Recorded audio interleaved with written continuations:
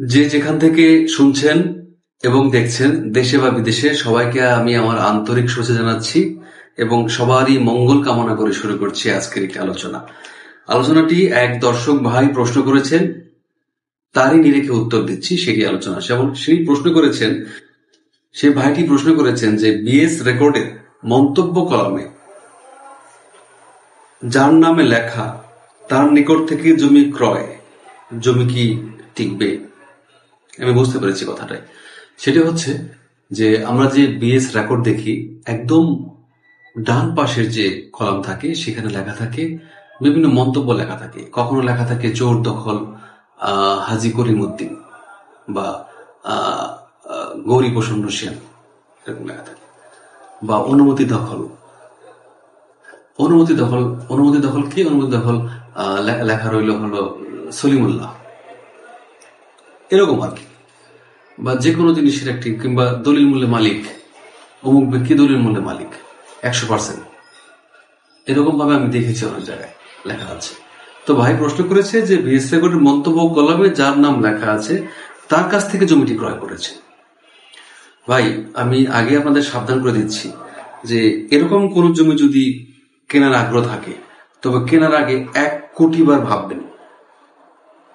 কতবার ভাববেন? 1 কোটি বার ভাববেন যে এই সমস্ত জমি ক্রয় করবেন নাকি কে করবেন না। নিজের নামে মামলা কিনে নেবেন নাকি শান্তিতে থাকবেন। যদি মামলা কিনতে চান তাহলে কোনো সমস্যা নেই, কিনতে পারেন। আচ্ছা, এখন চলুন আমরা সেই ভাইটির প্রশ্ন উত্তর দিই।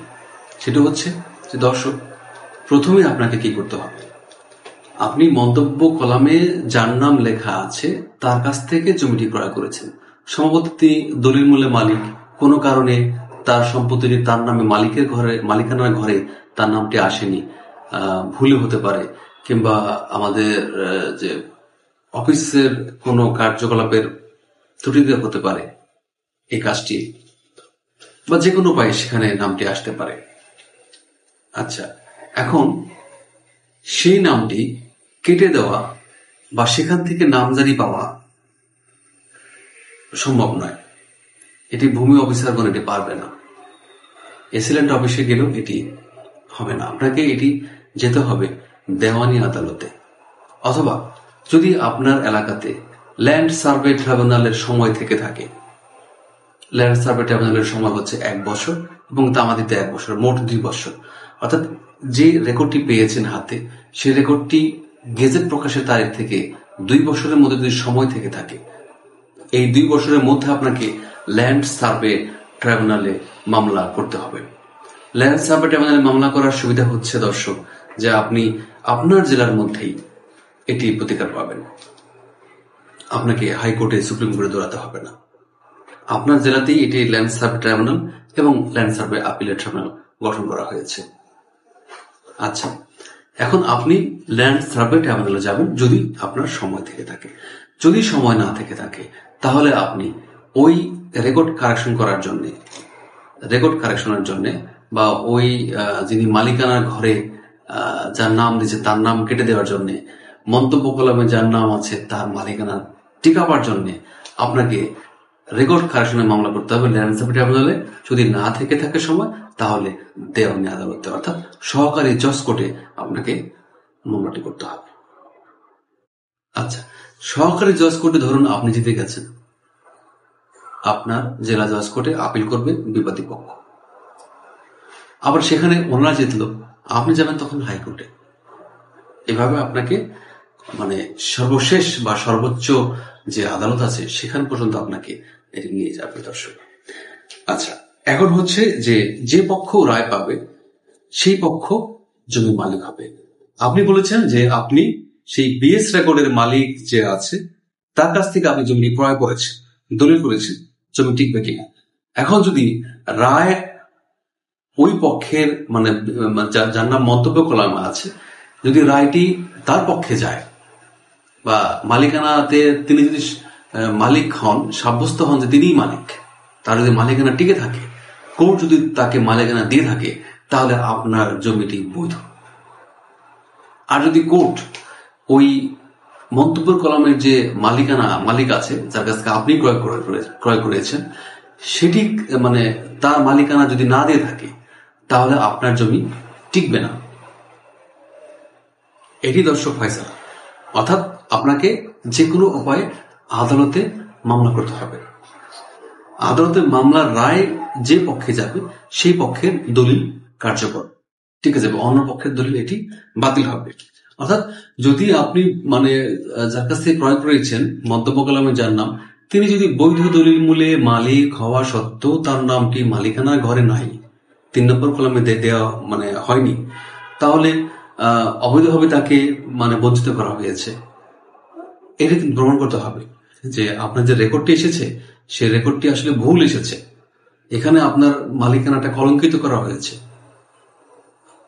কিন্তু আপনাকে কিন্তু আদালতে যেতে হবে। এটি আদালত ছাড়া অন্য কোনো কোথাও গিয়ে আপনি যেন টাইম নষ্ট না করবেন না। আপনাকে অবশ্যই অ্যাট ফার্স্ট দৌড়াতে হবে ল্যান্ড সার্ভে ট্রাইব্যুনাল আদালতে, এবং এটি যদি করতে পারেন তাহলে আপনার জন্য অনেক ভালো। এটি দৌড়াদৌড়িও কম হবে, টাইম কিল কম হবে, এবং আপনি অনেক দ্রুত কাজটি শেষ করতে পারবেন। আর যদি সহকারী জজ করে যেতে হয়, অর্থাৎ ল্যান্ড সার্ভে ট্রাইব্যুনালে আপনি ব্যর্থ হন, তাহলে সহকারী জজ করে যাবেন। সহকারী জজ করে গেলে কিন্তু আপনাকে এটি সুপ্রিম কোর্ট পর্যন্ত যেতে হবে। তবে যদি দেখেন যে রেকর্ডে যার নাম মালিকের ঘরে এসেছে, তাদের সাথে যদি আপোষ বন্টন করতে পারেন, আপোষ হয়ে যায়, তাহলে এর চেয়ে ভালো কিছু নেই। তারা যদি স্বীকার করে নেয় যে সম্পত্তিটি আসলে আপনাদের, যার নাম মন্তব্য কলামে এসেছে, এটি তার সম্পত্তি, আমাদের নামটা ভুল এসেছে, বা আমাদের এটি ভুল বোঝাবুঝি হয়েছে, যে কোনো উপায় যদি ভুল বোঝাবুঝির অবসান হয় তাদের সাথে মামলা মোকদ্দমা করার আগে, এর চাইতে ভালো কিছু আর হতেই পারে না। তো দর্শক, সেই দিকে অবশ্যই আগে চেষ্টা করুন, পরবর্তীতে মামলার কথা চিন্তা করবেন। এই ছিল আলোচনা। তবে আমি আবার বলছি, যেটি আগে বলেছি আমি, যে এরকম কোনো জমি কেনার আগে আপনাকে অবশ্যই 1 কোটি বার এটি ভাবতে হবে। আমি এই সংখ্যাটি অ্যাবসার্ড সংখ্যাটি বলেছি এই কারণে যে এরকম সম্পত্তি অবশ্যই কিনবেন না, কারণ এই সম্পত্তি কেনা মানে হচ্ছে মামলা ক্রয় করা। বাংলাদেশে বা বিশ্বের কারোরই এরকম কোনো খায়েশ নেই যে তার শান্তিপূর্ণ জীবনে অশান্তি কিনে আনা বা মামলা কিনে আনা। কাজেই এই জন্য আমি বলেছি যে 1 কোটি বার চিন্তা করবেন যে এই সম্পত্তি কিনবো কি কিনবো না। তবে আমি ব্যক্তিগতভাবে আপনাদের সবাইকে অনুরোধ করবো যে এরকম সম্পত্তি অবশ্যই কিনবেন না। এই সম্পত্তি যদি কিনতে হয়, তাহলে মালিকের ঘরে যার নাম আছে তার কাছ থেকে অবশ্যই জমিটি কিনবেন।